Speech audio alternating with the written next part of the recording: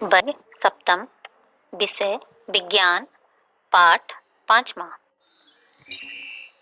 परिचय। प्यारे बच्चों, आज हम पदार्थ में परिवर्तन के बारे में जानेंगे कि यह कैसे होता है और कितने प्रकार के होता है। पदार्थ में परिवर्तन दो प्रकार से होते हैं। पहला भौतिक परिवर्तन और दूसरा रासायनिक परिवर्तन। पहले हम भौतिक परिवर्तन को समझेंगे। भौतिक परिवर्तन पदार्थ में होने वाला वह परिवर्तन जिससे उसकी भौतिक अवस्था में परिवर्तन होता है एवं रासायनिक गुणों में कोई परिवर्तन नहीं होता है, भौतिक परिवर्तन कहलाता है। भौतिक परिवर्तन का अर्थ वस्तु के आकार, आकृति, रंग तथा अवस्था आदि में परिवर्तन होता है। भौतिक परिवर्तन के फलस्वरूप नया पदार्थ नहीं बनता है। जैसे पानी, जब पानी को हम गर्म करते हैं तो यह वाष्प बन जाती है और ठंडा करने पे यह ठोस यानी कि बर्फ बन जाती है। इस प्रकार पानी तीनों ही स्वरूप में ठोस, द्रव और गैस में प्राप्त होता है, परंतु इससे पानी के रासायनिक गुणों में कोई भी परिवर्तन नहीं होता है। उसी प्रकार से बलून में हवा भरने पे इसका आकार परिवर्तित हो जाता है और जैसे ही बैलून से हवा निकाल लेते हैं यह पुनः अपनी पुरानी अवस्था में वापस चला जाता है, परंतु इससे बैलून के रासायनिक गुणों में कोई भी परिवर्तन नहीं होता है। तो बच्चों, अब आप भौतिक परिवर्तन के बारे में समझ चुके होंगे। अब हम जानेंगे कि रासायनिक परिवर्तन क्या होता है। रासायनिक परिवर्तन ऐसा परिवर्तन जिसमें पदार्थ के रासायनिक गुणों में परिवर्तन होता है रासायनिक परिवर्तन कहलाता है। रासायनिक परिवर्तन को रासायनिक अभिक्रिया भी कहते हैं। इसमें पदार्थ अकेले या किसी अन्य पदार्थ के साथ मिलकर एक नया पदार्थ बनाता है। जैसे केक मैदा, सूजी, आटा, चीनी इत्यादि चीजों से मिलकर बना हुआ है, लेकिन केक बनने के बाद इसका अपना रासायनिक गुण होता है, न कि उन चीजों का जिनसे यह मिलकर बना है। उसी प्रकार से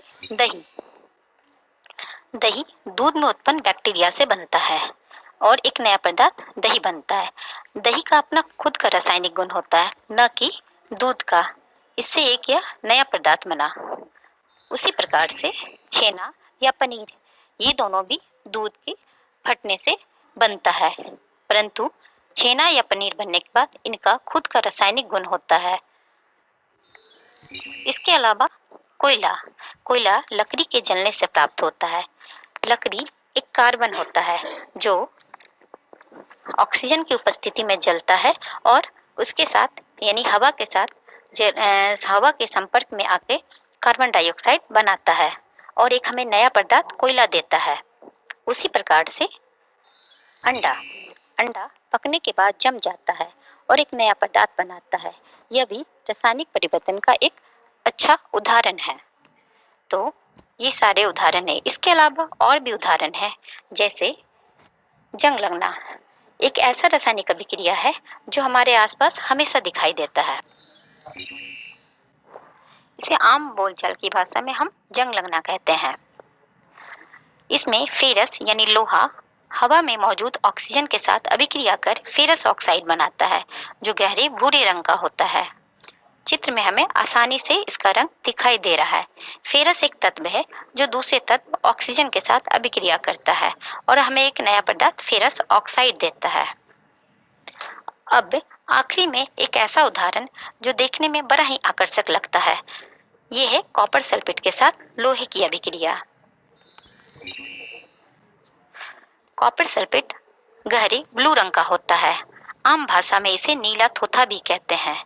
जब लोहे को इसमें डाला जाता है तो यह कॉपर सल्फेट के साथ अभिक्रिया करता है और फेरस सल्फेट बनाता है, जिस कारण से इसका रंग ब्लू से हरा हो जाता है, यानी हमें एक नया विलयन फेरस सल्फेट प्राप्त होता है।